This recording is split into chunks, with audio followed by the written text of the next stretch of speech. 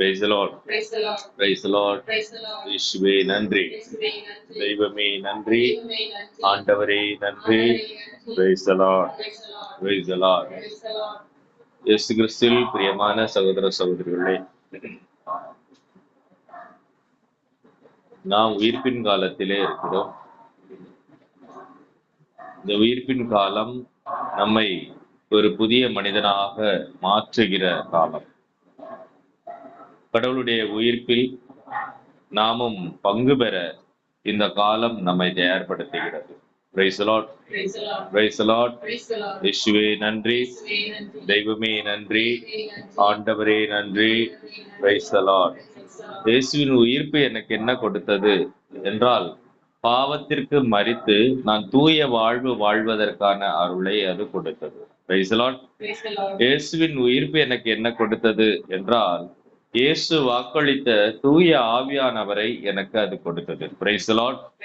இயேசுவின் உயிர்ப்பு எனக்கு என்ன கொடுத்தது என்றால், நாம் மீட்பு பெறுவோம், நாம் நிலை வாழ்வு பெறுவோம், நாம் மறுவாழ்வு பெறுவோம், நாம் நித்திய வாழ்வு பெறுவோம் என்ற நம்பிக்கைக்கு ஒரு முத்திரையாக இருக்கிற தூய ஆவியானவரை எனக்குள் நிறைவாக கொடுத்தது. Praise the Lord.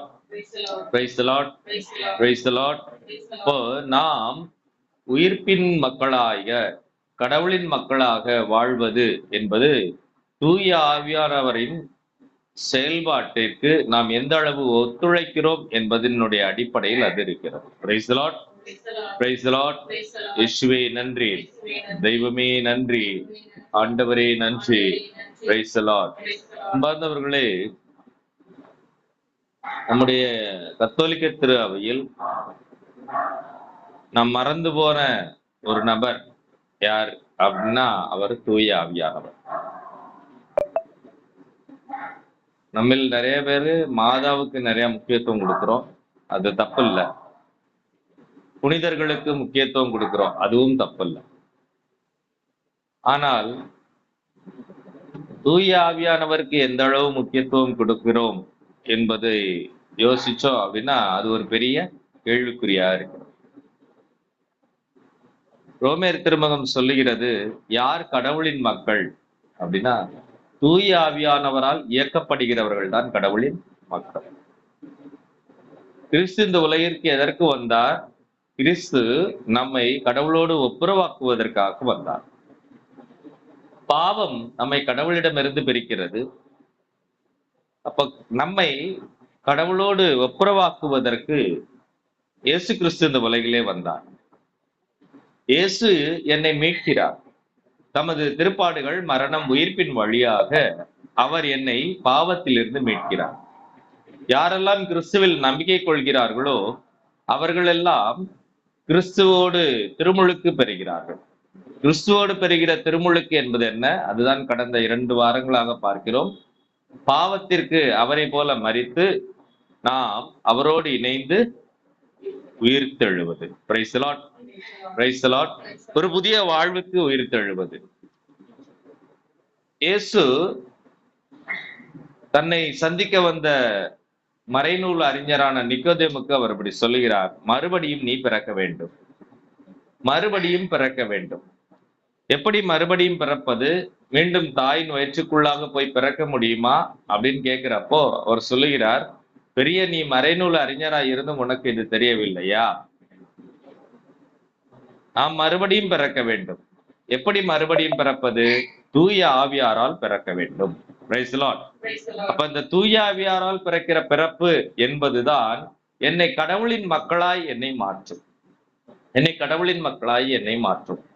திருமுழுக்கு எனக்கு எதை கொடுத்தது என்றால் தூய ஆவியானவரை கொடுத்திருக்கிறது. திருமுழுக்கினுடைய முழுமையான உறுதி பூசுதல் என்ன கொடுக்கிறது என்றால் தூய ஆவியானவர் என்னிலே செயல்படுகிற ஆற்றலை அது கொடுக்கிறது. Praise the Lord. Praise the Lord. Praise the Lord. இயேசுவே நன்றி. ஒரு கிளாஸ்ல தண்ணி எடுத்துக்கிறோம், அதுல கொஞ்சோண்டு உப்பு போடுறோம் அப்படின்னா அந்த உப்பு என்ன செய்யும்? போய் கீழே நின்னுக்கும். அது மாதிரிதான் திருமுழுக்கு என்பது, திருமுழுக்கின் வழியாக எனக்கு தூய ஆவியானவர் கொடுக்கப்பட்டிருந்தாலும் கூட அந்த தூய ஆவியானவர் எனக்குள்ளாக இருக்கிறார். இந்த உறுதி பூசல்ன்றது என்ன அப்படின்னா, ஒரு ஸ்பூனை வச்சு அந்த தண்ணியை கலக்குற மாதிரி, கலக்கும் போது என்ன ஆகும்? அந்த உப்பு எல்லா இடங்களிலும் பரவிடும். அந்த தண்ணீர் இப்ப முதல்ல உப்பு போட்டிருந்தா, உப்பு போட்ட உடனே நீங்க தண்ணியை குடிச்சு பாத்தீங்கன்னா எந்த ஒரு வித்தியாசமும் இருக்காது. ஆனால் அதே வேளையில நம்ம கலக்கிட்டோம் அப்படின்னா அது அது உப்பின் தன்மையை அந்த தண்ணி வாங்கிடும். அது மாதிரிதான் திருமுழுக்கின் வழியாக நாம் பெறுகிற தூய ஆவியானவர் அவர் நமக்குள்ளாக இருக்கிறார். ஆனால் உறுதி பூசுதலின் வழியாக அது என்ன செய்யப்படுகிறது என்றால், அந்த தூய ஆவியானவர் எனக்குள்ளாக அவர் செயல்பட தொடங்குகிறார், பற்றி எறிய தொடங்குகிறார். Price the lord, praise the lord. இயேசுவே நன்றி, தெய்வமே நன்றி, ஆண்டவரே நன்றி. இப்போ நாம் இப்போது தூய ஆவியானவருடைய காலத்திலே இருக்கிறோம். இயேசு இந்த உலகிலே வாழ்ந்த போது, இந்த உலகிலே இருந்து அவர் விண்ணகத்திற்கு எழுந்து சென்ற அந்த காலம் வரை அருளின் காலம். அதற்கு முன்பாக பழைய ஏற்பாட்டு காலம் எல்லாம் தந்தையின் காலம். இப்போது நாம் தூய ஆவியானவருடைய காலத்தில் இருக்கிறோம். Price the lord, praise the lord. இயேசுவே நன்றி, தெய்வமே நன்றி. நம்முடைய கத்தோலிக்க திருச்சபையில் மிகப்பெரிய மாற்றத்தை கொண்டு வந்தது எது அப்படின்னா, இரண்டாம் வத்திக்கான் சங்கம். இந்த இரண்டாம் வத்திக்கான் சங்கத்தை கொண்டு வருவதற்கு மூல காரணமாய் இருந்தவர் 23ஆம் ஜான், 23ஆம் அருளப்பர் என்ற திருத்தந்தை. இந்த திருத்தந்தைக்கு அவர் ஜெபம் செய்கிற போது அவருக்குள்ளாக ஒலித்த ஒரு குரல், ஜன்னல் கதவை கொஞ்சம் திறந்து வையுங்கள், புதிய காற்று வீசட்டும். ஜன்னல் கதவை சிறிது திறந்து வை, புதிய காற்று வீசட்டும். அப்போ திருவைக்குள்ளாக ஒரு புதிய காற்றாக, புத்துணர்வு கொடுக்கிற காற்றாக, உயிரளிக்கிற காற்றாக இருக்கிறவர் யார் என்றால் அதுதான் தூய ஆவியானவர். Price the lord, praise the Lord. இப்ப தூய ஆவியானவர் ஒன்று புதியதான ஒரு ஆள் கிடையாது. அவர் தொடக்கத்தில் இருந்தே இருக்கிறார். தொடக்க நூலின் புத்தகத்தில் எடுத்தோன்னே சொல்லப்படுகிறது, அனைத்தும் வெறுமையாய் இருந்தது, இந்த உலகம் முழுவதும் வெறுமையாய் இருந்தது, அந்த நீர்த்திரள் எங்கும் பரவி இருந்தது, அந்த நீர்த்திரளின் மீது தூய ஆவியானவர் அசைவாடி கொண்டிருந்தார். அப்போ தூய ஆவியானவர் ஒரு புதியதை உருவாக்குவதற்கு அவர் என்ன செய்கிறார்? உடன் இருக்கிறார். Price the lord, praise the lord. இயேசுவே நன்றி, தெய்வமே நன்றி.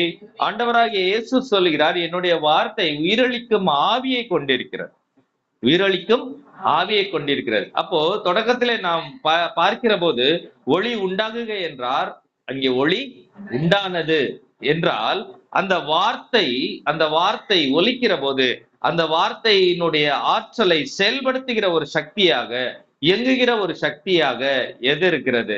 தூய ஆவியானவர் இருக்கிறது. Price the lord, praise the lord. இயேசுவே நன்றி, தெய்வமே நன்றி, ஆண்டவரே நன்றி. Praise the lord. அப்போ தூய ஆவியானவர் என்பவர் யார் என்றால், அவர் தூய ஆவியானவர் என்பவர் கடவுளினுடைய வல்லமையாக இருக்கிறார். கடவுளுடைய வல்லமை, இயங்குகிற, செயல்படுகிற, வெறும் ஐடியல் கிடையாது, அவர் செயல்படுகிறவர், அவர் செயல்படுகிறவர். அப்போ அன்னை மரியா இந்த உலகிற்கு வார்த்தையானவரை கொண்டு வருவதற்கு யார் ஒரு ஊடகமா இருக்கிறார் அப்படின்னா தூய ஆவியானவர் இருக்கிறார். கபிரியேல் தூதர் சொல்கிறார், தூய ஆவியானவர் மீது வருவார், அடுத்தது உன்னத கடவுளின் வல்லமை உன் மீது நிழலிடும், அப்போது உன்னிடையே பிறக்க போகிற குழந்தை அப்போது என்ன செய்யப்படும்? தூய ஆவியானவர் வருவார், உன்னத கடவுளின் வல்லமை உன் மீது நிழலிடும், அப்போது கடவுளின் மகன் என சொல்ல அழைக்கப்படும். அப்போ வார்த்தை இருக்கிறது. இந்த வார்த்தை இங்கே மனுவுரு ஏற்கணும் அப்படின்னா அதற்கு யார் தேவை? ஒரு மீடியம். அதுதான் செயல்படுகிற கடவுளின் வல்லமை. அன்னை மரியாவின் மீது அந்த வல்லமை நிழலிடுகிற போது நல்லா யோசிச்சு பாருங்க. தொடக்க நூலில் அங்கே தூய ஆவியானவர் நிழலிட்டார். தொடக்க நூலில் அங்கே தூய ஆவியானவர் நிழலிடுகிறார், நீர்த்திரளின் மீது அவர் அசைவாடுகிறார். அப்போ அந்த இடத்துல இறைவனுடைய வார்த்தை வருது. அப்போ அசைவாடுகிற தூய ஆவியானவர் கடவுளுடைய விருப்பத்திற்கு ஏற்ப புதியவற்றை அவர் என்ன செய்கிறார்? படைக்கிறார். ஒளியை படைக்கிறார், இந்த உலகை படைக்கிறார், எல்லா மரம் செடி கொடிகளை படைக்கிறார், கடலை பிரிக்கிறார், கடலுக்குள்ளாக எல்லா விதமான மீன்களையும், மீன் இனங்களையும், பாம்பு வகைகளையும் அவர் படைக்கிறார். ஊர்வன, நடப்பன, பரப்பன எல்லாம் படைக்கப்படுகிறது. இதெல்லாம் எப்ப அப்படின்னா கடவுளுடைய வார்த்தை வர வர வர தூய ஆவியானவர் அதை செயல்படுத்துகிறவராய் இருக்கிறார். Price the lord, praise the lord. இயேசுவே நன்றி, தெய்வமே நன்றி, ஆண்டவரே நன்றி, Praise the Lord. Hallelujah. Hallelujah. அதே போல அன்னை மரியாவின் மீது தூய ஆவியானவர் நிழலடிக்கிற போது, கடவுளுடைய வல்லமை வருகிற போது, அங்கே வார்த்தையாக இருக்கிற கடவுள் இங்கே அன்னை மரியாவிடம் என்னவாகிறார்? இயேசுவாக மாறுகிறார். இயேசுவாக மாறுகிறார். அப்போ தூய ஆவியானவர் என்பவர் கடவுளுடைய செயல்படுகிற ஒரு ஆற்றலாக, ஒரு வல்லமையாக இருக்கிறார். Price the lord. Praise the lord. இயேசுவே நன்றி, தெய்வமே நன்றி, ஆண்டவரே நன்றி. Praise the lord. Praise the lord. அப்போ 2 கொரிந்தியர் 2 கொரிந்தியர் 13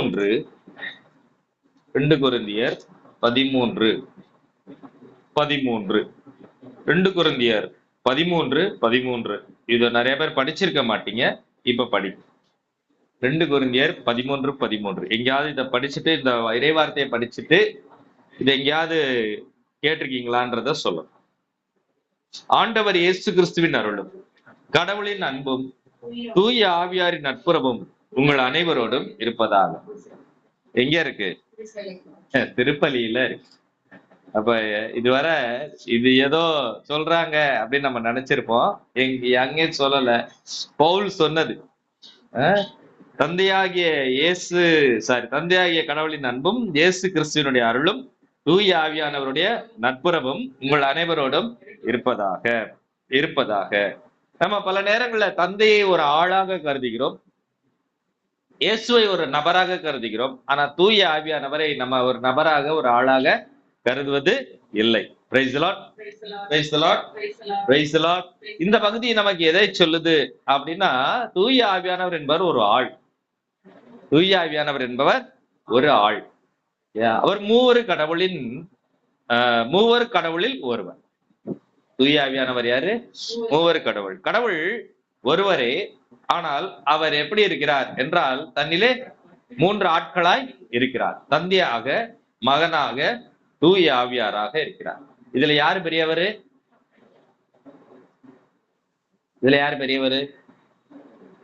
தந்தை பெரியவரா? மகன் பெரியவரா? தூய ஆவியார் பெரியவரா? 3 பேரும் பெரியவங்க தான். ஆக இதுல யார் பெரியவரு அப்படின்றதெல்லாம் ஒண்ணும் கிடையாது.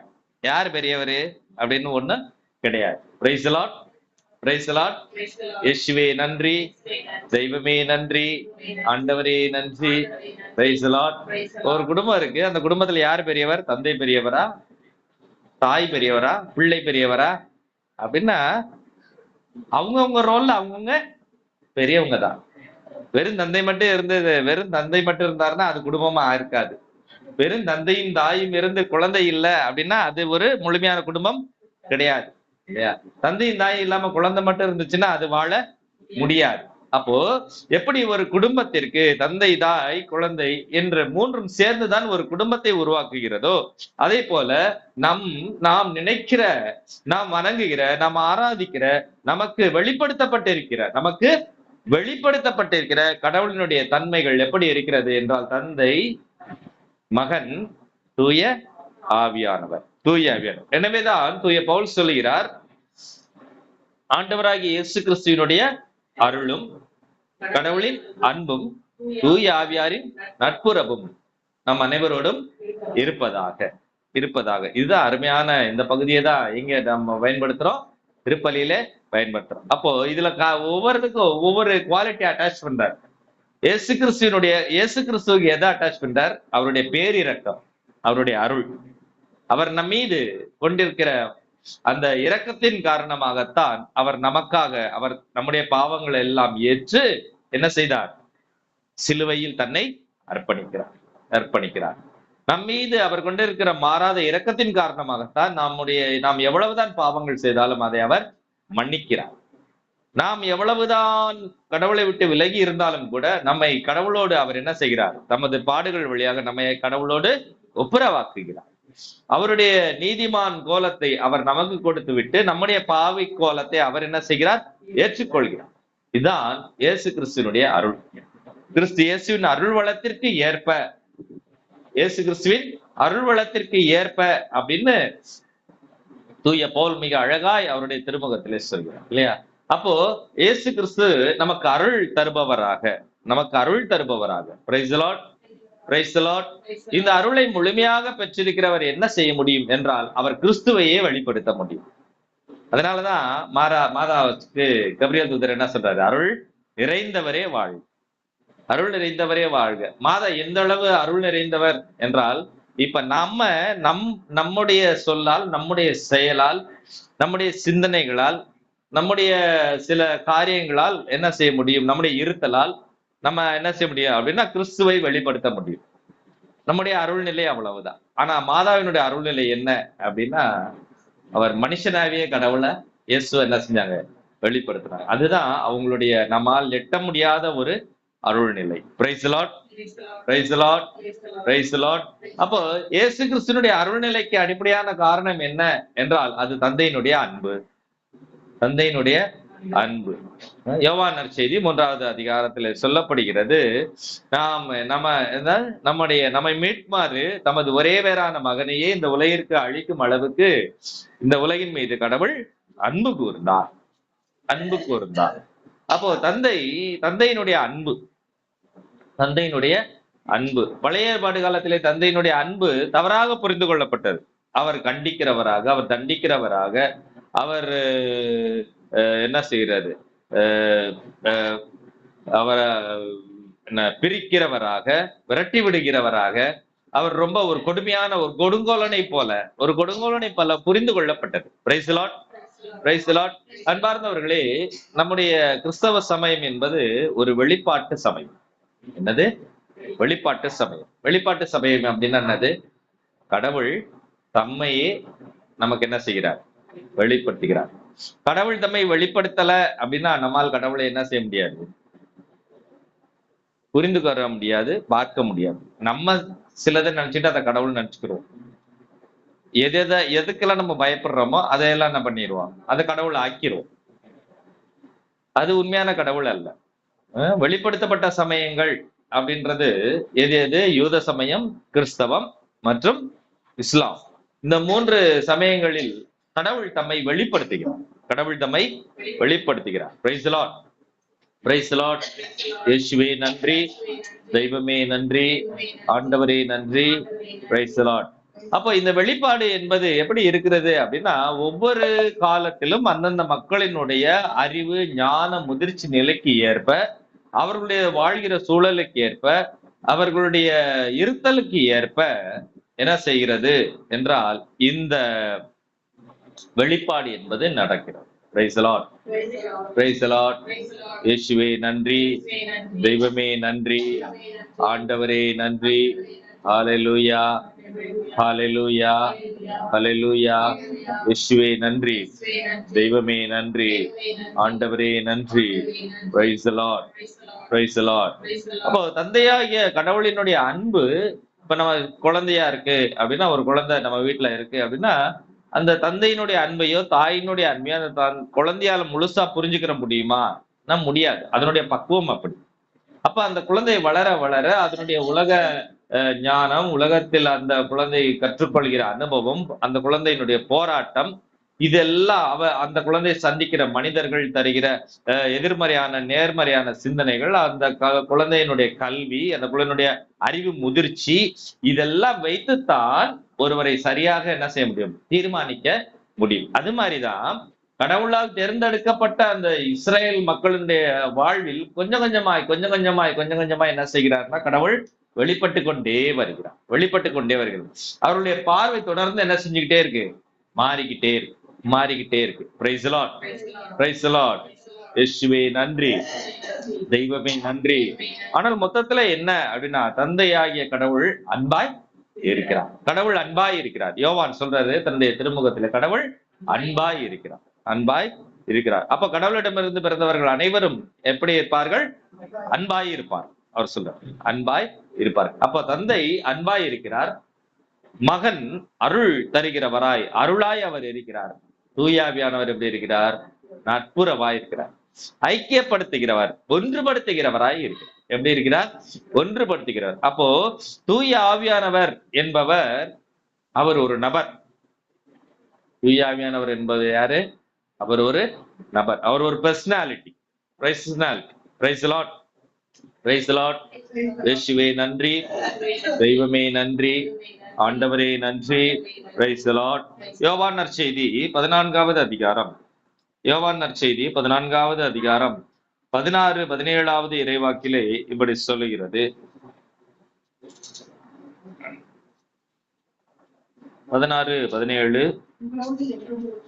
உங்களோடு என்றும் இருக்கும்படி மற்றொரு துணையாளரை உங்களுக்கு தருமாறு நான் தந்தையிடம் கேட்பேன். இங்க நல்லா பார்க்கணும் ஒரு காரியத்தை.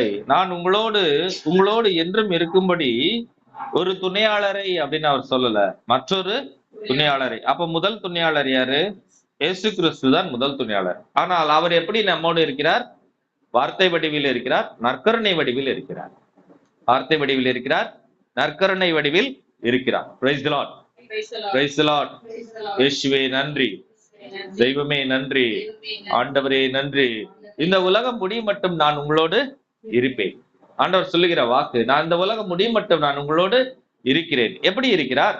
நற்கருணை வடிவில் இருக்கிறார், இறை வார்த்தையின் வடிவில் அவர் இருக்கிறார். இதற்கு முன்பாக வார்த்தையாக மட்டும் இருந்த கடவுள் மனுவுரை எடுத்து தமது பாடுகள், மரணம், உயிர்ப்பின் வழியாக நம்மை மீட்ட பிறகு அவர் சீடர்களுக்கு கொடுக்கிற ஒரு பெரிய காரியம் என்ன?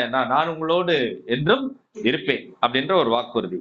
ஆனா அந்த வாக்குறுதியை இயேசு எப்படி நிறைவேற்றினார்? ஏன்னா அவர் விண்ணகத்துக்கு ஏறி செல்கிறார். அப்ப இந்த இறைவார்த்தையை எப்படி அவர் நிறைவேற்றுகிறார்னா, அதற்காக தான் அவர் எதை செய்றாரு? நற்கருணையை அவர் ஏற்படுத்தி அவர் சொல்கிறார், எப்போதெல்லாம் நீங்கள் ஒன்று கூடி வருகிறீர்களோ அப்போதெல்லாம் இதை என்னுடைய நினைவாக செய்யுங்கள். அப்போ எப்போது ஒரு காரியத்தை நினைவாக செய்கிறோமோ அப்போது அந்த இடத்தில் நாம் எந்த நபரை நினைத்து ஒரு காரியத்தை செய்கிறோமோ அங்கே அந்த நபருடைய பிரசன்னம் கடந்து வருகிறது. Price the lord, praise the Lord. எனவேதான் நாம் இன்றும் கூட நற்கருணையை நாம் ஆராதிக்கிற போது, நற்கருணையிடம் ஜெபிக்கிற போது யாருடைய பிரசன்னத்தை உணர முடிகிறது? இயேசுனுடைய பிரசன்னத்தை உணர முடிகிறது. கடந்த 2000 ஆண்டுகளாக நற்கருணையின் வழியாக இயேசு தமது பிரசன்னத்தை தொடர்ந்து என்ன செஞ்சுக்கிட்டே இருக்கார்? வெளிப்படுத்திக் கொண்டே வருகிறார். இதற்கு பின்பாக இருக்கிற ஒரு காரியம் என்ன? வாக்குறுதி என்னன்னா, இந்த உலகம் முடியும் மட்டும் நான் உங்களோடு இருக்கிறேன். அப்போ ஏற்கனவே அவர் நற்கருணை வடிவிலே அவர் என்னோடு இருக்கிறார், இறைவார்த்தையின் வழியில அவர் என்னோடு இருக்கிறார். பவுலை மனமாற்றியது இறைவாக்கின் வழியிலே வெளிப்பட்ட இயேசு. தர்சஸ் நகருக்கு அவர் கடந்து செல்லுகிற போது அவர் கேட்கிறார், ஆண்டவரே நீர் யார் அப்படின்னா, நீ துன்புறுத்துகிற இயேசு நான் தான். அப்போ அங்கே பார்த்தோம் அப்படின்னா, ஒளி வடிவில், வார்த்தை வடிவில், இடிமுழக்கத்தில் அவர் என்ன செய்கிறார்? தன்னை வெளிப்படுத்துகிறார். அப்போ வார்த்தையாகவும் ஆண்டவர் இயேசு யார் கூட இருக்கிறார்? நம்மோட இருக்கிறார். இந்த வார்த்தையின் வழியாக, இந்த பைபிள்ல இருக்கிற வார்த்தையின் வழியாக அவர் நம்மோடு இருக்கிறார். அதே வேளையில் நற்கருணை வடிவில் இன்னும் அதிகமாய் நாம் கண்டுணர வகையிலே, நாம் தொட்டு சுவைக்கிற வகையிலே அவர் என்ன செய்யறாரு? இருக்கிறார். Price the lord, praise the lord. இயேசுவே நன்றி, தெய்வமே நன்றி, ஆண்டவரே நன்றி. Praise the lord, praise the Lord. அதனாலதான் ரொம்ப அருமையா சொன்னார். இந்த தடவை தியானத்துல எங்களுடைய ஆன்மீக குருவானவர் ஃபாதர் சுரேஷ் ஆண்டனி சொன்னாரு. என்ன சொன்னாரு அப்படின்னா, நான் நன்மை வாங்குவது என்பது ஒரு நற்கருணை இடமாற்றம். நாம் பெரிய வியாழன்ல அவ்வளவு ஆர்ப்பாட்டம் பண்றோம். பெரிய வியாழன் அன்னைக்கு நம்ம பெரிய ஆர்ப்பாட்டம் பண்றோம், அவ்வளவு ஆராதனை பண்றோம். ஆனால் அதேதான் ஒவ்வொரு நற்கருணை பவனிலும் நடக்கிறது இல்லையா? திருப்பலி மேடையில் இருக்கிற திருப்பலி மேடையில், பலி மேடையில் இருக்கிற இயேசு பெரிய வியாழன் அப்ப என்ன செய்யறாரு அப்படின்னா, அங்க இருக்கிற பலி மேடையில் இருந்த இயேசு ஒரு பேழைக்குள்ளாக அவர் என்ன செய்கிறார்? இடம் மாற்றம் செய்யப்படுகிறார். இங்கே நற்கருணை பேழைக்குள்ளாக இருக்கிற இயேசு, பலி மேடையில் இருக்கிற இயேசு யாருக்குள்ளாக வருகிறார்? எனக்குள்ளாக வருகிறார். அப்போ ஒவ்வொரு தடவையும் நான் திருப்பலியில பங்கு பெறுகிற போதும் நான் பெரிய வியாழன் அனுபவத்திற்குள்ளாக போவேன். அப்ப அது ஆராதனைக்குரியதாக இருக்கிறது அப்படின்னா, அந்த நற்கருணை ஏற்ற நானும் ஆராதனைக்குரியவனா நாம இருக்க வேணாமா? அவர் கேட்கிற கேள்வி ஒரு அருமையான ஒரு கேள்வி. புரியுதுங்களா? Price the lord, praise the Lord. ஏன்னா ஒரு நற்கருணை பிள்ளையை பார்த்து நான் வணங்குறேன். அதே நற்கருணை யாருக்குள்ள இருக்கிறா? எனக்குள்ள இருக்கும் போது நான் எப்படி நடந்துக்கிறேன்? நான் எப்படி மற்றவர்கள் அதே நற்கருணையை வாங்கி என்னுடைய சகோதரனையோ சகோதரியோ உடன் இருக்கிறவர்களையோ நான் எப்படி பார்க்கிறேன்? Praise the Lord. Praise the Lord. அப்போ இயேசு அவர் சொல்லுகிறார், நான் சென்று உங்களுக்கு மற்றொரு துணையாளரை அனுப்புவேன். என்ன சொல்றாரு வாசிங்க. உங்களோடு என்றும் இருக்கும்படி மற்றொரு துணையாளரை உங்களுக்கு தருமாறு யார்கிட்ட கேட்பாராம்? தந்தையிடம் கேட்பேன். தந்தை அவரை உங்களுக்கு அருள்வார். அவர் யாரு? அவரே உண்மையை வெளிப்படுத்தும் தூய ஆவியானவர். அப்ப தூய ஆவியானவர் ஒரு நபர். அந்த தூய ஆவியானவர் அவர் தந்தையால் அனுப்பப்படுகிறவர், மகனால் அனுப்பப்படுகிறவர். ஏன் என்றால் மகன் கேட்டு தந்தையை அனுப்புகிறார். அப்ப மகன் கேட்டு தந்தையை அனுப்புகிறார் என்றால் மகன் அந்த அனுப்பப்படுகிற காரியத்தில் முதல் அந்த இனிஷியேட் யார் பண்றது? இயேசு பண்ணுகிறார், தந்தை கொடுக்கிறார். Price the Lord. எனவேதான் விசுவாச பிரமாணம் சொல்கிறது, தந்தையிடமிருந்தும் மகனிடமிருந்தும் பெறப்படும், தந்தையிடமிருந்து மகனிடமிருந்தும் பெறப்படும் ஆண்டவரும் உயிரளிப்பவருமான தூய ஆவியானவரை நான் நம்புகிறேன். அப்போ இந்த தூய ஆவியானவர் எனக்கு என்ன செய்கிறார் என்றால், எதற்காக அவர் கொடுக்கப்படுகிறார் என்றால் அவர் உண்மையை வெளிப்படுத்துகிறார். என்ன உண்மை? உண்மை யாரு? இயேசு. அப்போ இயேசுவை நான் அறிஞ்சுக்கணும். இப்ப நான் இயேசுவை அறிஞ்சுக்கணும் அப்படின்னா யார் வேணும்? தூய ஆவியானவர் வேணும். Praise the lord. Praise the Lord.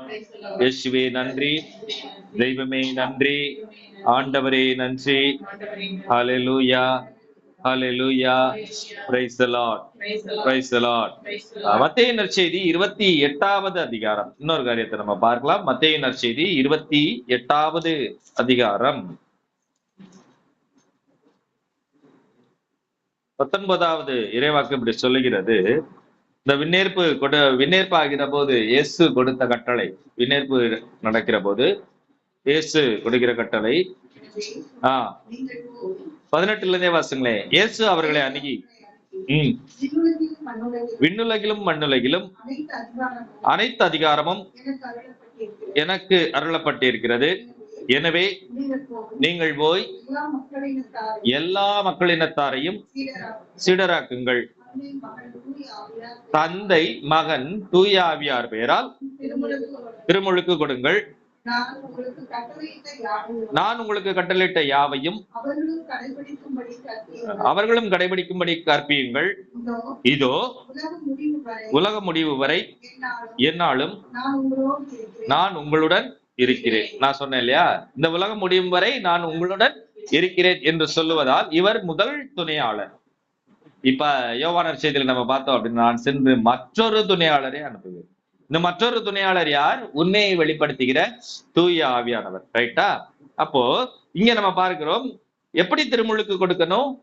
தந்தை, மகன், தூய ஆவியானவர். அப்போ இங்கே ஒரு காரியத்தை ஆண்டவராகி இயேசு உறுதி செய்கிறார். நான் ஒரு நெட்ல இப்ப பார்த்துட்டு இருந்தேன், ஒரு சபையினுடைய அந்த விளக்க உரையில் அங்கே சொல்லப்படுகிறது, தூய ஆவியானவர் என்பவர் ஆள் இல்லை என்று சொல்லப்படுகிறது. தூய ஆவியானவர் ஆள் இல்லை என்றால் அவர் பெயரால் கொடு என்று சொல்ல முடியாது இல்லையா? ஒரு நபர் இருந்தாதான் அவர் பெயரால கொடுன்னு சொல்ல முடியும். அப்படி ஒரு பெயரால் கொடு, இந்த நேம் ஆஃப் இல்லையா, இந்த நேம் ஆஃப். அப்போ தந்தையின் பெயரால், மகன் பெயரால், ஒரு நபருக்குத்தான் பெயர் உண்டு. அப்ப தூய ஆவியாரின் பெயரால். அப்போ தந்தையின் பெயரால் மட்டும் கொடுத்தா அந்த திருமுழுக்கு செல்லுமா? செல்லாது. தந்தை மகன் பெயரால் கொடுத்தால் செல்லுமா? செல்லாது. தந்தை, மகன், தூய ஆவியாரின் பெயரால். Price the lord, praise the lord. இயேசுவே நன்றி, தெய்வமே நன்றி, ஆண்டவரே நன்றி. Praise the lord. அப்போ எல்லா திருவையும், இந்த உலகில நிறைய சபைகள் இருக்கு, எல்லா சபையும் மூவர் கடவுளின் பெயரால் எதை கொடுக்கிறது கிடையாது, திருமுழுக்கு கொடுக்கிறது கிடையாது. கத்தோலிக்க திருவை இதுல முக்கிய பங்கு வகிக்கிறது. இந்த கட்டளையை அப்படியே அது கடைபிடிக்கிறது. அதே மாதிரி லூத்தரன் சர்ச்சு மூவர் கடவுளின் பெயரால் கொடுக்கிறது. ஆங்கிலிக்கன் சர்ச்சு அதனுடைய மூவர் கடவுளின் பெயரால் அது கொடுக்கிறது. Price the lord, praise the lord. இயேசுவே நன்றி, தெய்வமே நன்றி. அப்போ தந்தையின் பெயரால், மகன் பெயரால், அடுத்தது தூய ஆவியாரின் பெயரால். அப்போ இதுல ஒரு முக்கியமான ஒரு விஷயம் நமக்குள்ள புரிஞ்சுக்கிற வேண்டிய விஷயம் என்ன அப்படின்னா, தந்தையை போல, மகனை போல, தூய ஆவியாவரும் ஒரு நபரே, ஒரு நபரே. Praise the Lord. Praise the Lord. இயேசுவே நன்றி, தெய்வமே நன்றி, ஆண்டவரே நன்றி. ஹல்லேலூயா, ஹல்லேலூயா. இயேசுவே ஸ்தோத்திரம், தெய்வமே ஸ்தோத்திரம், ஆண்டவரே ஸ்தோத்திரம். ஹல்லேலூயா, ஹல்லேலூயா. Praise the Lord. Praise the Lord. Praise the Lord. அப்போ தூய ஆவியானவர் ஒரு நபர் அப்படின்றதாலதான் பவுல் சொல்றாரு, ஆண்டவராய் இயேசுவே சொல்றாரு, தூய ஆவியானவருக்கு எதிராய் செய்யப்படுகிற பாவம் மன்னிக்கப்படாது. இந்த உலகத்தில் எல்லா பாவங்களும் மன்னிக்கப்படும். இதுல பாருங்களேன், ஒரு கிரேடு கொடுக்குறேன், ஒரு கிரேட் இல்லையா? இந்த உலகில் நாம செய்யற எல்லா பாவங்களும் என்ன செய்யப்படுமா? மன்னிக்கப்படுமா?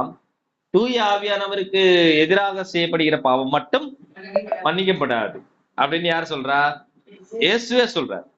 இயேசுவே சொல்றார். அப்போ அதுவும் நமக்கு என்ன, எதை குறிக்கிறது என்றால், தூய ஆவியானவர் என்பவர் ஒரு நபர். இப்ப தூய ஆவியானவர் என்ன செய்கிறார் என்றால், அவர் எனக்காக செயல்படுகிறார், எனக்குள்ளாக செயல்படுகிறார். எனக்காக செயல்படுகிறவர், எனக்குள்ளாக அவர் செயல்படுகிறவர். Praise the lord, praise the lord. இயேசுவே நன்றி, தெய்வமே நன்றி, ஆண்டவரே நன்றி. Praise the lord, praise the lord, praise the lord. அப்போ எனக்காக எனக்குள்ளாக செயல்படுகிறவர் என்ன அப்படின்னா, அவர் கடவுள் தன்மையிலே இருக்கிறார். அதே வேளை எனக்குள்ளாக என்னுடைய ஆவியையும் அவர் இயக்குகிற ஆற்றலை தன்னுள்ளே அவர் பெற்றிருக்கிறார். அப்போ கடவுளின் மனநிலை என்ன என்பதும் தெரியும், என்னுடைய மனநிலை என்ன என்பதும் அவருக்கு தெரியும். அப்போ கடவுளுக்கு ஏற்றபடி என்னுடைய மனநிலையை மாற்றுகிற அந்த பணியை யார் செய்யறது? தூய ஆவியானவர். எதற்கு எனக்கு தூய ஆவியானவர் தேவை என்றால், தூய ஆவியானவர் என்னிலே இருந்தால் மட்டும்தான் கடவுளுடைய மனநிலைக்கேற்ப என்னுடைய மனநிலையில் என்ன செய்யப்படும்? மாற்றத்தை கொண்டு வர முடியும். Price the lord, praise the lord. இயேசுவே நன்றி, தெய்வமே நன்றி, ஆண்டவரே நன்றி. Hallelujah, hallelujah, hallelujah. Praise the Lord, praise the Lord. இயேசுவே ஸ்தோத்திரம், தெய்வமே ஸ்தோத்திரம், ஆண்டவரே ஸ்தோத்திரம். நன்றி ஆண்டவரே, நன்றி ஆண்டவரே, நன்றி ஆண்டவரே. Praise the Lord, praise the Lord, praise the Lord. இயேசுவே ஸ்தோத்திரம், தெய்வமே ஸ்தோத்திரம், ஆண்டவரே ஸ்தோத்திரம். Praise the Lord, praise the Lord. அப்போ என்னுடைய மனநிலையை கடவுளுக்கு ஏற்ற மனநிலையாக மாற்றுகிற போது, என்னுடைய மனநிலையிலிருந்து எழும்புகிற உணர்வுகளை, என்னுடைய மனநிலையிலிருந்து எழும்புகிற விருப்பங்களை, இவற்றை எல்லாம் கடவுளுக்கு ஏற்றபடி மாற்றுவது யாரு?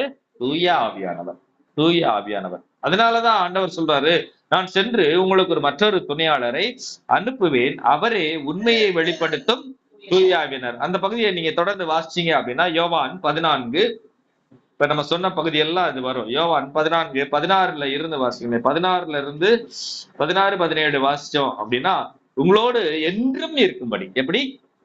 என்றும் என்றும் இருக்கும்படி மற்றொரு துணையாளரை உங்களுக்கு தருமாறு நான் தந்தையிடம் கேட்பேன், தந்தை அவரை உங்களுக்கு அருள்வார், அவரே உண்மையை வெளிப்படுத்தும் தூய ஆவியார். உலகம் அவரை ஏற்றுக்கொள்ள இயலாது, ஏனெனில் அது அவரை காண்பதும் இல்லை, அறிவதும் இல்லை. நீங்கள் அவரை அறிந்திருக்கின்றீர்கள், ஏனெனில் அவர் உங்களோடு தங்கியிருக்கிறார், உங்களுக்குள்ளும் இருக்கிறார். இப்ப சொன்னேன் இல்லையா, என்னோடு இருக்கிறவர், எனக்குள்ளாக இருக்கிறவர் இருந்து என்ன செய்யறார் அப்படின்னா, கடவுளுக்கு ஏற்றவாறு என்னை அவர் உருமாற்றுகிறார், மாற்றுகிறார். Praise the lord. வெறுமையாய் இருந்த உலகை கடவுளுடைய வார்த்தை வெளிப்பட்ட போது அதை ஒளியாக, நீராக, கடலாக, இல்லையா, படைப்புகளாக தூய ஆவியானவர் மாற்றுகிறார். கடவுள் எதை தன்னிலே நல்லது என்று அவர் நினைத்தாரோ அதை எல்லாம் அவரிலிருந்து வெளிப்பட்ட அந்த வார்த்தைக்கு ஏற்ப, தந்தையினுடைய நன்மை தனங்களுக்கு ஏற்ப படைப்புகள் உருவாக்கப்படுகிறது. புரியுதா? அதே போல நம்மையும் இந்த இறைவார்த்தையின் ஒளியில் கடவுளுக்கு விருப்பமுடையவர்களாக, கடவுளுக்கு ஏற்புடையவர்களாக, கடவுள் நன்மையாக காண்கிற விதத்திலே நம்மையும் அவர் என்ன செய்கிறார்? மாற்றுகிறார். யாரு? தூய ஆவியானவர். அப்போ தூய ஆவியானவர் என்பவர் ஒரு நபர். தந்தையோடும் மகனோடும் ஒன்றாக ஆராதனையிலும் ஆட்சியிலும் வீற்றிருக்கிறவர். அவருக்கு ஒரே சித்தம், ஒரே வல்லமை, ஒரே கடவுள் தன்மை உண்டு. Praise the Lord. Praise the Lord. Praise the Lord. Praise the Lord. Praise the Lord. அப்போ இந்த உலகிலே கிறிஸ்தவனுக்குரிய பெரிய அடையாளம் என்ன என்றால் அவன் தூய ஆவியால் இயக்கப்படுகிறான். மற்றவங்களுக்கு நமக்கு பெரிய என்ன வித்தியாசம்? அடிப்படையில நமக்கும் மற்றவர்களுக்கும் இந்த உலகில இருக்கிற 750 கோடி பேர் இருக்கான். அதுல 140 கோடி பேர் கத்தோலிக்க கிறிஸ்தவர்கள் சொல்றோம். மற்ற கிறிஸ்தவர்கள் எல்லாம் சேர்த்தனா ஒரு 300 கோடி சேர்த்துக்கிடுவோமே. இந்த 300 கோடி மக்களுக்கு மற்றவங்களுக்கு என்ன வித்தியாசம் அப்படின்னா என்னது? நாம் யாரால இயக்கப்படுகிறோம்? தூய ஆவியாரால் இயக்கப்படுகிறோம். நாம் யாரால இயக்கப்படுகிறோம்? தூய ஆவியாரால் இயக்கப்படுகிறோம். ஹல்லேலூயா, ஹல்லேலூயா. இயேசுவே நன்றி, தெய்வமே நன்றி, ஆண்டவரே நன்றி. Praise the Lord. Praise the Lord. இயேசுவே ஸ்தோத்திரம், தெய்வமே ஸ்தோத்திரம், ஆண்டவரே ஸ்தோத்திரம். Praise the Lord. இப்ப நமக்கு ஏன் தூய ஆவியானவர் தரப்படுகிறார் அப்படின்னு நம்ம யோசிச்சோம் அப்படின்னா, நாம் யார் அப்படின்னு ஒரு கேள்வி எழும்பும். ஃபர்ஸ்ட் நாம யார்? நம் யார்? நம்ம யார் அப்படின்ற ஒரு கேள்விக்கு நமக்கு வருகிற பதில் என்ன அப்படின்னா, நமக்கு வருகிற பதில் என்ன? 1 பேதுரு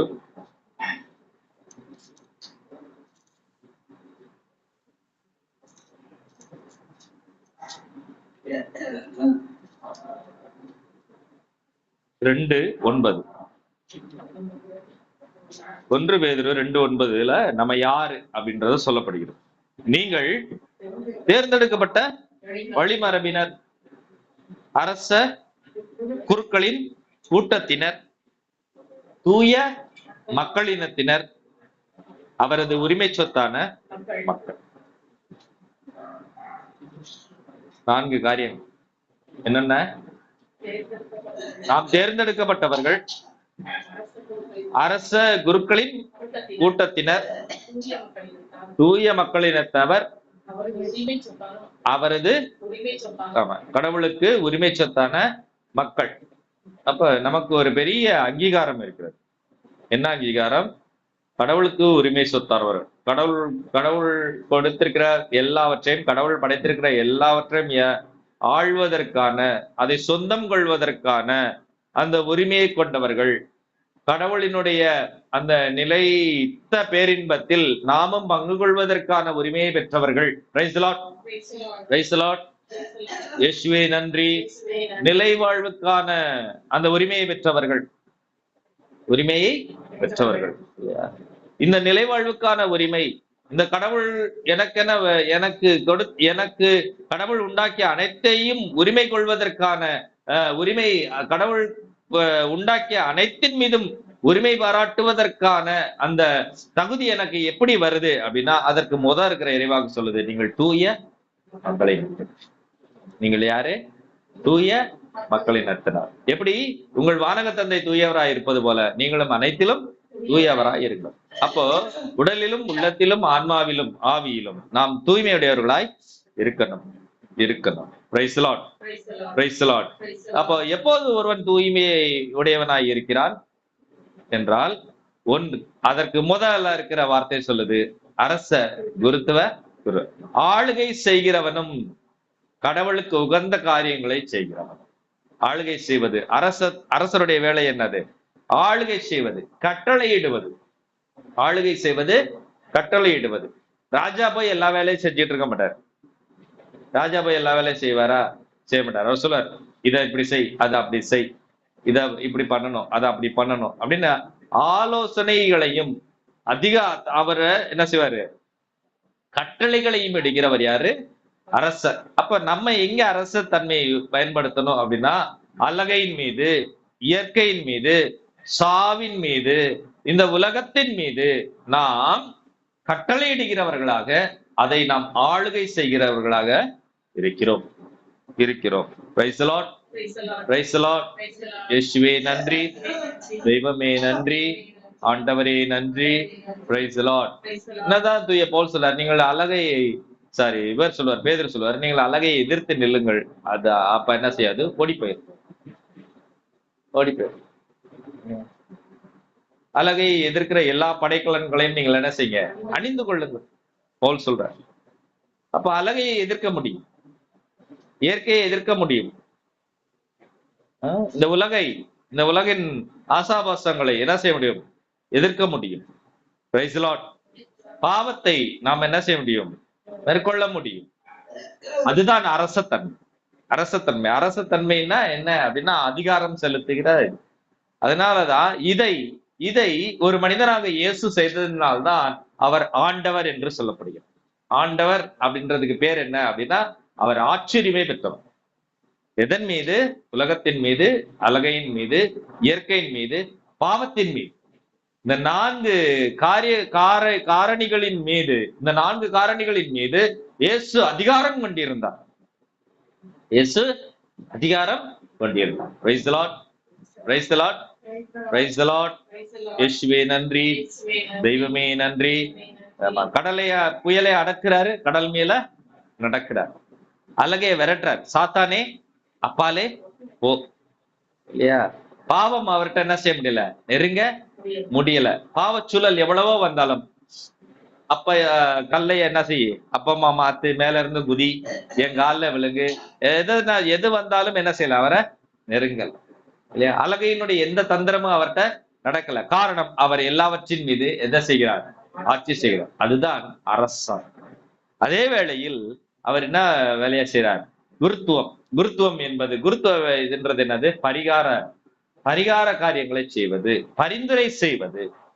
அப்போ அன்புக்குரிய ஒரு செயல்பாடு இல்லையா? மற்றவர்களுக்காக பரிந்து பேசுவது, உலகிற்காக பரிந்து பேசுவது, கடவுளுடைய இரக்கத்தை பெற்றுக் கொடுப்பது, கடவுளுக்கும் மற்றவர்களுக்கும் இடையே நிற்பது. இதுதான் குருவனுடைய வேலை. அப்போ இந்த 2 காரியங்களும் யார் செய்ய முடியும் என்றால், இந்த 2 காரியங்களையும் செய்கிறவர் தான் தூயவர். குருத்துவ பணி என்பது, குருத்துவ பணி அழகா சொல்லப்பட்டிருக்கோம். லேவியர்லயும் மற்ற பைபிள்லயும் நம்ம வாசிச்சோம். எபிரேயர்ல வாசிச்சோம் அப்படின்னா, தலைமை குரு பலியை நிறைவேற்றுவதற்கு முன்பாக, பாஸ்கா பலியை நிறைவேற்றுவதற்கு முன்பாக ஃபர்ஸ்ட் என்ன செய்வார், அவர் தனக்காக ஒரு பலியை நிறைவேற்றுவார். அதுதான் 3 மணிக்கு செய்யப்படுகிற பலி. அந்த 3 மணிக்கு செய்யப்படுகிற பலி, தலைமை குரு அவர் தனக்காக ஃபர்ஸ்ட், எதற்கு என்றால் பாவம் போக்குகிற அந்த பலி. அந்த பலியின் வழியாகத்தான் அவர் தன்னை தூய்மையாக்குகிறார். தான் தூய்மையாக்கிய பிறகு மற்றவர்களுக்காக அவர் என்ன செய்யறார், பலியை நிறைவேற்றுகிறார். Praise the Lord. Praise the Lord. Praise the Lord. அப்போ பாத்தீங்க அப்படின்னா, ஆளுகை செய்யவும் கடவுளுக்கு முன்பாக பரிந்து பேசவும் எது தேவைப்படுது, தூய்மை தேவைப்படுது. அதனால்தான் தூய மக்கள் இனத்தினருக்கு அடுத்து சொல்லப்படுகிற காரியம் அரச குருத்துவ கூட்டத்தினர். இதெல்லாம் எல்லாருக்கும் தரப்படுவதில்ல, தேர்ந்தெடுக்கப்படுகிறவர்கள் மட்டும் தரப்படும். chosen people. Praise the Lord. Praise the Lord. அப்ப நம்ம எல்லாரும் யாரு? ஆமா, chosen. கடவுளால் தேர்ந்தெடுக்கப்பட்டவர்கள். ஏன் கடவுளால் தேர்ந்தெடுக்கப்பட்டிருக்கிறோம்? எபேசியர் 1:3-4 இப்படி சொல்லுகிறது. எதனால தேர்ந்தெடுக்கப்பட்டிருக்கிறோம்? எபேசியர் 1:1-6 முடிய உள்ள இறைவாக்கு இப்படி சொல்லுது.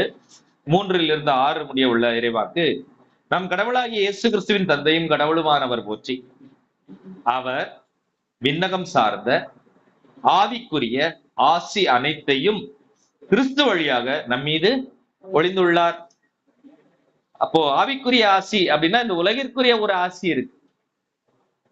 நம்ம பல நேரங்கள கடவுளை தேடி செல்றது எதுக்காக? இந்த உலகிற்குரிய ஆசி, வீடு வேணும், பிள்ளைங்க வேணும், மனைவி வேணும், கணவன் வேணும், வேலை வேணும், சாப்பாடு வேணும், நல்ல உடம்பு சுகம் வேணும், பணம் வேணும், பங்களா வேணும், கார் வேணும், அது வேணும், இது வேணும் அப்படின்னு இந்த உலக சார்ந்த காரியங்களை கேட்டுத்தான் நாம் பல நேரங்களில் யார்கிட்ட போறோம், கடவுள்கிட்ட போறோம். ஆனா கடவுள் எதை கொடுக்கிறார்? விண்ணகத்தின் ஆசியை கொடுக்கிறார். எதை கொடுக்கிறாரு? விண்ணகத்தின் ஆசி. அதென்ன விண்ணகத்தின் ஆசி? அது கடவுளால் மட்டுமே கொடுக்கப்படுகிற ஆசி. மகிழ்ச்சி, அமைதி, பொறுமை, இதுதான் தூயாவின் கனிகள்னு சொல்லப்படுது. தூயாவின் கனிகள் இதான் விண்ணகத்தின் ஆசி. அப்போ இந்த விண்ணகத்தின் ஆசி பாருங்களேன், விண்ணகம் சார்ந்த ஆசிரியர் எப்படிப்பட்டது? அது ஆவிக்குரிய ஆசி. அது எப்படிப்பட்டது? அது ஆவிக்குரிய ஆசிரியர். அப்போ அது என்னுடைய உடல் ரீதியில அது என்ன செய்யாது, வெளியே தெரியாது, அதை பார்க்க முடியாது. அது எனக்குள்ளாக ஆவிக்குரியதாக அது இருக்கிறது. Price the Lord. இப்ப நான் சந்தோஷமா இருக்கேன், நான் அமைதியா இருக்கேன், நான் நிதானமா பொறுமையா இருக்கிறேன், நான் தாழ்ச்சியோட இருக்கிறேன். இதெல்லாம் எப்படி தெரியும்? வெளியே பார்த்தா தெரியுமா? தெரியாது. அந்தந்த சூழல் வருகிற போது, அந்த நெருக்கடிகள் வருகிற போது, அதற்குரிய வாய்ப்புகள் வருகிற போது, அப்பதான் அது என்ன செய்யும்? அவருக்குள்ளாக இருந்தது வெளிப்படும். Praise the lord. Praise the Lord.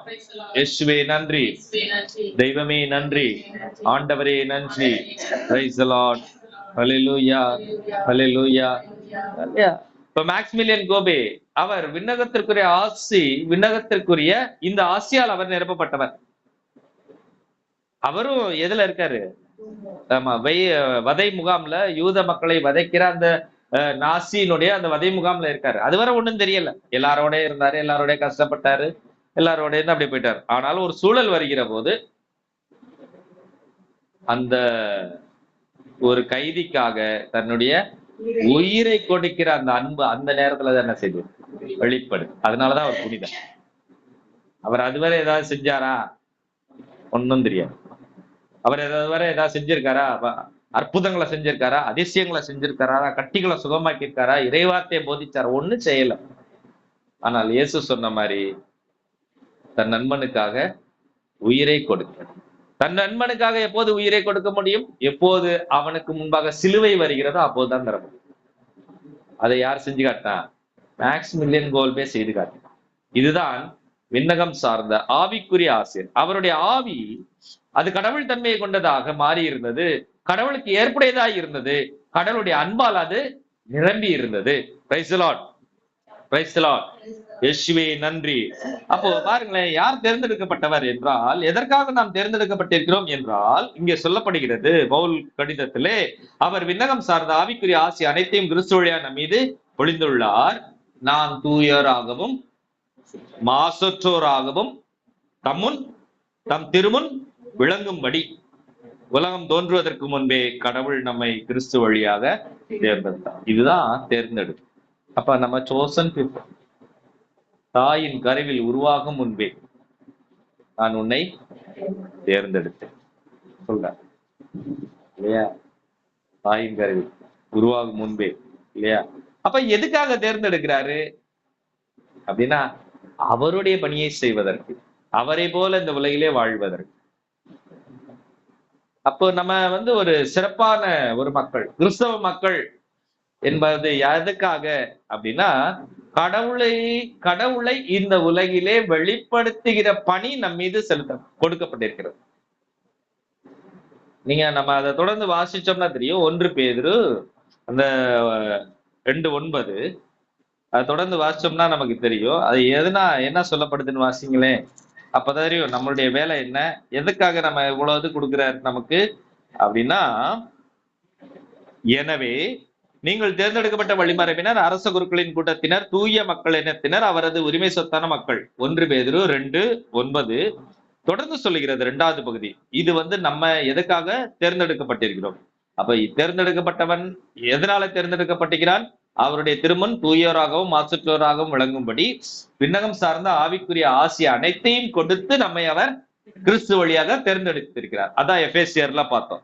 இப்ப எதனால தேர்ந்தெடுக்கப்பட்டு இருக்கிறோம் என்றால் இங்கே சொல்லப்படுகிறது, எனவே உங்களை இருளினின்று தமது வியத்தகு ஒளிக்கு அழைத்துள்ளவரின் மேன்மை மிக்க செயல்களை அறிவிப்பது உங்கள் பணி. அப்போ எதற்காக தேர்ந்தெடுக்கப்படுகிறோம்னா, நமக்கு ஒரு பணி கொடுக்கப்பட்டிருக்கு. நமக்கு எல்லாத்துக்கும் ஒரு வேலை இருக்கு. நம்ம கல்யாணம் பண்ணிட்டோம், கவர்மெண்ட் வேலையில இருக்கிறோம், பெட்டி கடையில வேலை பார்க்கிறோம், கஷ்டப்பட்டுக்கிட்டு இருக்கோம், அப்படி இருக்கோம், இப்படி இருக்கோம். யாரா இருந்தாலும் சரி, கடவுளால் தேர்ந்தெடுக்கப்பட்டவன், கிறிஸ்துவால் முத்திரையிடப்பட்டவன், தூய ஆவியானவரால் நிரப்பப்பட்டவன், திருமுழுக்கு பெற்றவன் கிறிஸ்தவன், அவனுக்கு ஒரு பணி இருக்கிறது. என்னது என்றால், கடவுளுடைய மீட்பு பணியை, கடவுளுடைய மாட்சியை இந்த உலகம் முழுவதும் எடுத்துரு. அதனாலதான் ஆண்டவர் தூய ஆவியானவரை அந்த திருத்தூதர்கள் மீது ஊதி அவர் சொல்றாரு, உலகெங்கும் சென்று படைப்பிற்கெல்லாம் நற்செய்தியை அறிவி. நற்செய்தி. அப்போ நம்ம யாருன்றது சொல்லியாச்சு, நமக்கு என்ன பணின்னு சொல்லியாச்சு. இப்ப இந்த பணியை செய்வதற்கு எனக்கு ஒரு எனர்ஜி வேணும், எனக்கு ஆற்றல் வேணும். அதையும் அவரே கொடுக்கிறார். அவர்தான் தூய ஆவியானவர். ஆண்டவர் சொல்றாரு, நீங்க எங்கேயும் போகாத, எருசலேமில் தங்கி, எருசலேமிலே தங்கியிரு, எருசலேமிலே தங்கியிரு. நான் உனக்கு வாக்களித்துள்ள அந்த விண்ணக வல்லமை உன் மீது கடந்து வருகிற வரை நீ எருசலேமிலே நீ தங்கியிரு. அதுதான் இந்த காலம், இந்த பெந்தகோஸ்தே காலம், இந்த பெந்தகோஸ்தே நோக்கி நடக்கிற ஒரு காலம். நாம் தூய ஆவியானவரிடம் ஜெபிக்க அழைக்கப்பட்டிருக்கிறோம். அன்பார்ந்தவர்களே, தூய ஆவியானவர் நம் மீது வரணும். எதற்காக என்றால், அப்போதுதான் நம்மால் கடவுளுடைய பணியை செய்ய முடியும். கிறிஸ்தவன் என்றால் அபிஷேகம் செய்யப்பட்டவன். எதனால் அபிஷேகம் செய்யப்பட்டவன்? தூய ஆவியால் அபிஷேகம் செய்யப்பட்டவன். யாருக்கு அபிஷேகம் செய்யப்படுகிறது? கடவுளுடைய பணியை செய்வதற்கு.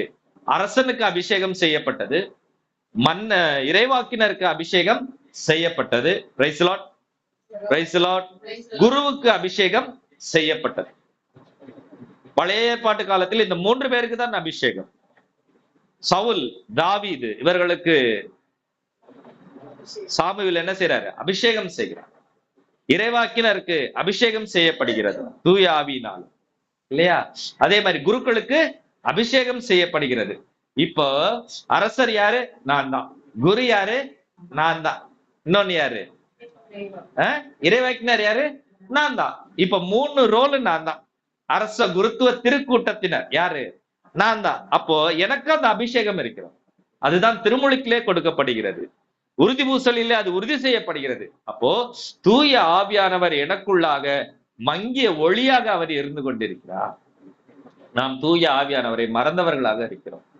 என்னுடைய குடும்பத்துல நிம்மதியே இல்லை, என்னுடைய குடும்பத்துல ஒரே பிரச்சனையா இருக்கு, என்னுடைய குடும்பத்துல சண்டை சச்சரவா இருக்கு, என்னுடைய குடும்பத்துல அமைதி இல்லை, அது இல்லை, இது இல்லைன்னு நம்ம குறப்பட்டுக்கிட்டு முணுமுணுத்துக்கிட்டு போராடிக்கிட்டு இருக்கிறோம். காரணம் ஒன்றே ஒன்று, தூய ஆவியானவர் எனக்குள்ளாக செயல்படாத ஒரு மந்த நிலை, ஒரு மந்த நிலை. பாருங்களேன், பயந்துகிட்டு இருந்தவங்க, கதவு மூடி இருந்தவங்க, எல்லாத்துக்கும் அஞ்சு நடுங்கினவங்க, தூய ஆவியானவர் வந்த பிறகு என்ன ஆயிடுச்சு? எல்லாம் வெளியே போயிட்டான். யாரை எதிர்த்தவ, யாரை நினைச்சு அவங்க பயந்தாங்களோ அவர்களுக்கு எதிராக போய் நிக்கிற அளவு அவர்களுடைய மனநிலை என்ன ஆயிடுச்சு? மாறிடுச்சு. அப்ப தூய ஆவியானவர் நம்முடைய மனநிலைகளை மாற்றுகிறவர். நம்ம எதற்கும் இந்த உலகில பயப்பட தேவை கிடையாது. எதுவும் நம்ம எதையும் செய்யாது. காரணம், தூய ஆவியானவர் யாரோட இருக்கிறார்? என்னோடு இருக்கிறார், எனக்குள்ளாக இருக்கிறார். அப்போ என்னோடு இருக்கிற எனக்குள்ளாக தூய ஆவியானவர் இருக்கிறார். அது கடவுளினுடைய வல்லமை இருக்கிறது, இந்த உலகை படைத்த வல்லமை. அந்த சக்தி எனக்குள்ள இருக்கு. ஆனா அந்த சக்தி எனக்குள்ள இருக்குன்னு யாருக்கு தெரியல? எனக்கு தான் தெரியும், எனக்கு தான் தெரியும். Price the lord, praise the lord, praise the lord. இந்த பட்டணத்தில் பூதம் படத்துல வர மாதிரி ஒரு சொம்புக்குள்ள பூதத்தை வச்சுக்கிட்டு இப்படி சுத்திக்கிட்டே இருப்பாங்க. ஜோக்கா இருக்கும். அது படம். ஆனால் உண்மை என்ன அப்படின்னா அது மாதிரிதான். யாருக்குள்ள இருக்கிறார்? தூய ஆவியானவர் எனக்குள்ளாக இருக்கிறார், நமக்குள்ளாக இருக்கிறார்.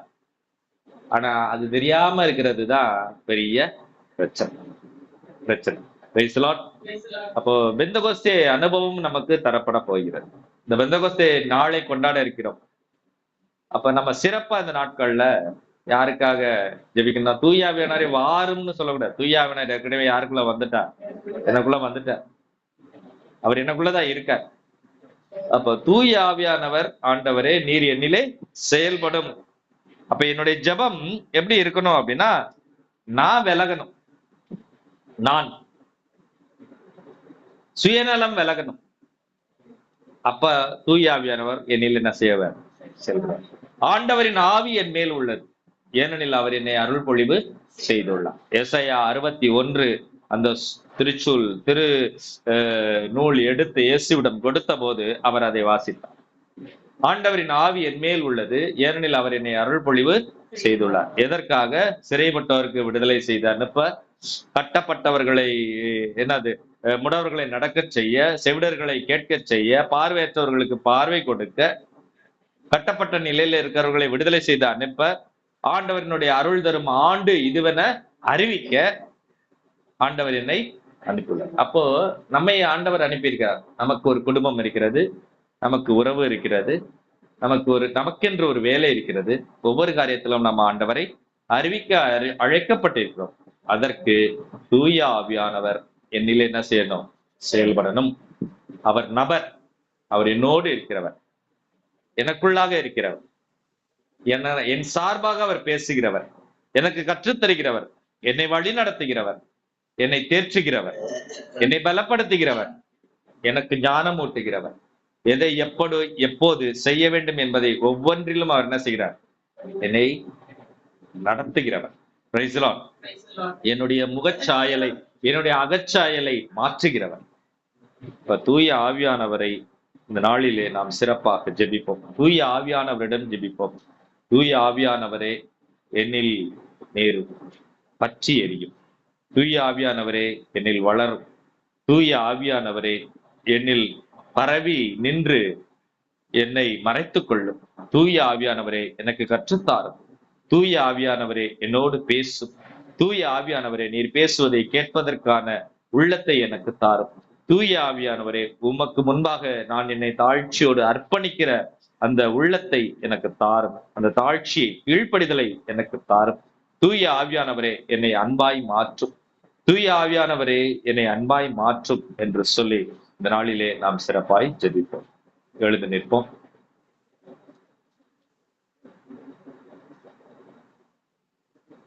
ஜெபிப்போம்.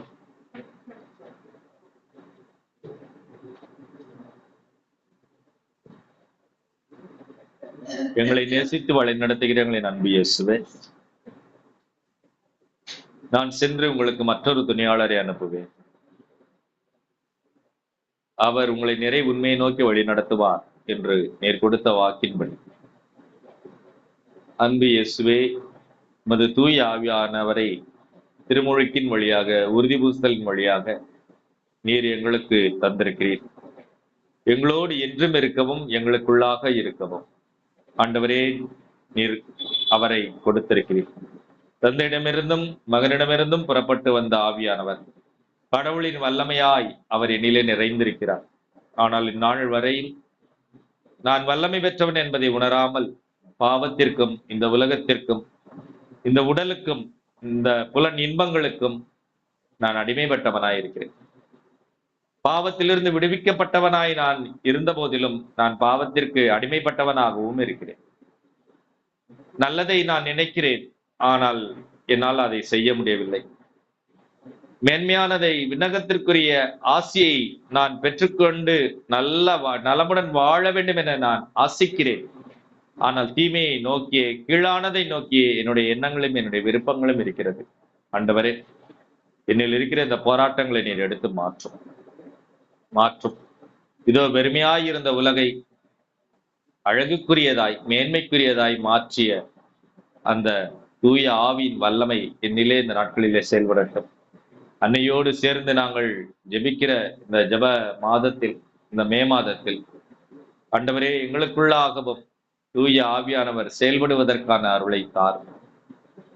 இயேசுவே, நீர் வாக்களித்த ஆவியானவர் எங்களிலே நாங்கள் இன்னும் அதிகமாய் வளர்ப்பதற்கான ஞானத்தை நீர் எங்களுக்கு தாரும். அவரிடம் கேட்பதற்கான அந்த ஜெப ஆவியை எங்களுக்கு தாரும். சீடர்களுக்கு கற்றுக் கொடுத்தது போல எங்களுக்கும் இந்த நாளிலே ஜெபிக்க கற்றுத்தாரும். தூய ஆவியானவரிடம் ஜெபிக்க, தூய ஆவியானவரிடம் உதவி கேட்க, தூய ஆவியானவரிடம் ஆலோசனை கேட்க, தூய ஆவியானவர் தருகிற வரங்களையும் கொடைகளையும் கனிகளையும் வெற்று மகிழ இந்த உலகிலே ஆண்டவரே, நீர் எங்களுக்கென்ன முன்குறித்து வைத்துள்ள இந்த பணியை, விடுதலை பணியை நாங்கள் உலகெங்கும் கொண்டு செல்ல, எங்கள் குடும்பத்தில் தொடங்கி, எங்கள் சுற்றத்தில் எங்கள் அன்பியத்தில், எங்கள் பங்கில் என எல்லா இடங்களிலும் உமது தெய்வீக மீட்பு பணியை கொண்டு செல்ல நாங்களும் மீட்பின் கருவிகளாய் மாற தூய ஆவின் அபிஷேகம் பெற்ற அந்த திருத்தூதர்களைப் போல நாங்களும் வல்லமையோடு துணிவோடு உமது வார்த்தையை எடுத்துரைக்க, விண்ணகத்தின் மறைபொருளை நாங்களும் அறிவிக்க, அன்பாய் வாழ ஆண்டவரே, அன்பாய் வாழ எங்களுக்கு தூய ஆவியானவருடைய அபிஷேகத்தால் நாங்கள் நிரம்பி இருக்க செய்துள்ளோம். எங்களுடைய பார்வை கடவுள் பார்ப்பது போல, எங்களுடைய பேச்சு கடவுள் பேச்சு, கடவுளுடைய வார்த்தையை போல, எங்களுடைய நாங்கள் கேட்பது இதோ கடவுள் செவிசாய்ப்பது போல, நாங்கள் உதவி செய்வது கடவுளே நேரடியாக கையை நீட்டி உதவி செய்வதை போல ஒரு விடுதலையை, மகிழ்ச்சியை, ஆண்டவரே சுகத்தை, சமாதானத்தை, உறவை அனைவருக்கும் கொடுக்கக்கூடிய அருளால் அபிஷேகத்தால் எங்களை நிரப்பும். தூய ஆவியானவரே எங்களை ஆட்கொள்ளும், எங்களை வழி நடத்தும். எங்கள் ஆண்டவராகிய கிறிஸ்துவின் வழியாக தந்தையே, இந்த மாட்சியை, இந்த ஜெபத்தை எங்களுக்கு நிறைவாய் கொடுக்க நாங்கள் வேண்டுகிறோம். விண்ணுலகில் இருக்கிற எங்கள் தந்தையே, முது பேர் தூயதென போற்ற பெறுக, மத ஆட்சி வருக, மது திருவிழம் விண்ணுலகில் நிறைவேறுவது போல மண்ணுலகிலும் நிறைவேறுக.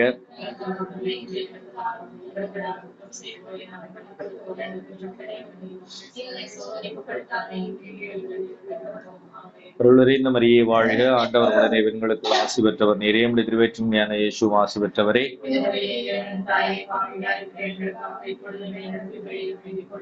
தந்தைக்கும் மகனுக்கும் தூய ஆவியாருக்கும் ஆட்சி உண்டாவதாக. இயேசுவின் ரத்தம் ஜெயம், இயேசுவின் நாமம் ஜெயம். மரியே வாழ்க, மரியே வாழ்க, மரியே வாழ்க. தந்தை, மகன், தூய ஆவியாரின் பெயராலே.